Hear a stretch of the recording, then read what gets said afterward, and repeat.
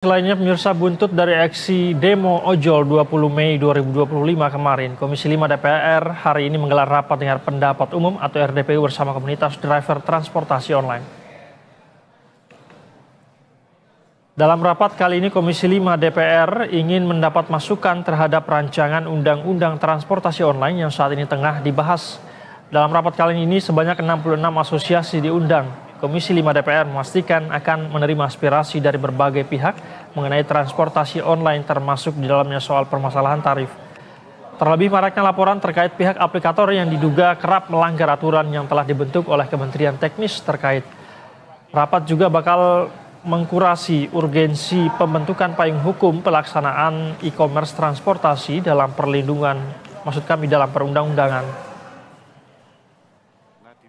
Ada diskusi antara si aplikator sama kami sebagai mitranya untuk menentukan harga insentif promonya mereka.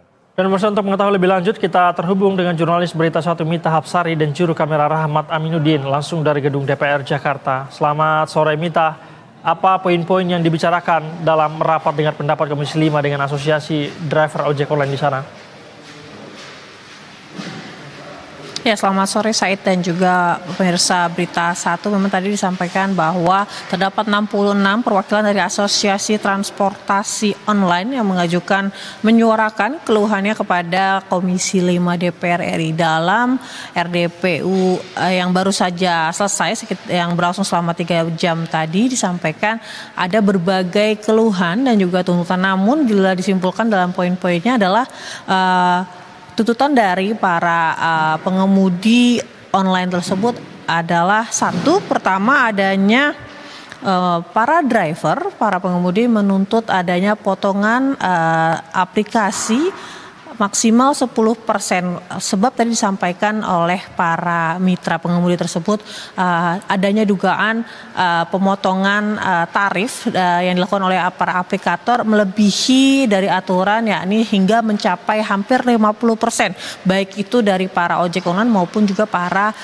taksi online. Dan juga tadi disampaikan oleh Ketua Komisi 5 DPR RI yakni Lazarus menyambut baik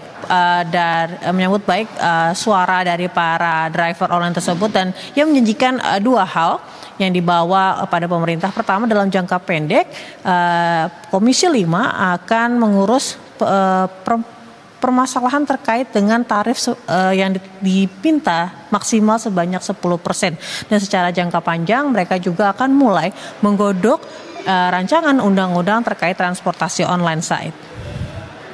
Baik, ada banyak aspirasi yang ditampung begitu ya, berkaitan juga dengan rancangan undang-undang transportasi online yang sedang digodok saat ini. Terima kasih atas laporan Anda, Mita Hapsari dan juru kamera Rahmat Aminuddin melaporkan langsung dari gedung DPR. Selamat kembali bertugas teman-teman.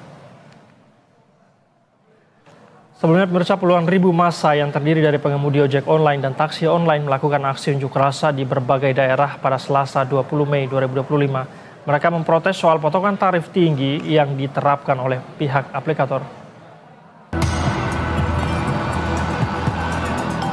Puluhan ribu massa yang terdiri dari pengemudi ojek online dan taksi online melakukan aksi unjuk rasa di berbagai daerah pada Selasa 20 Mei 2025. Di Jakarta, titik aksi dilakukan di berbagai kantor aplikator layanan ojek online dan kantor pemerintahan, seperti Kementerian Perhubungan hingga kawasan Medan Merdeka atau Monas.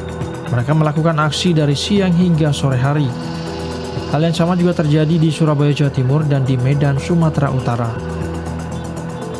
Di Surabaya, para pengemudi dari berbagai daerah di Jawa Timur yang tergabung dalam Front Driver Online menuntut penyedia layanan atau aplikator menurunkan potongan aplikasi menjadi 10%.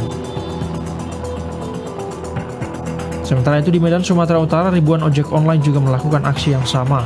Selain soal pemotongan komisi yang lebih dari 20%, para pengemudi meminta pemerintah mengeluarkan Perpu atau Perda sebagai bentuk pengawasan bisnis ojek online. Para pengemudi juga meminta para pengusaha aplikasi bertanggung jawab atas perlindungan dan keselamatan kerja pengemudi. Tim Liputan Berita 1.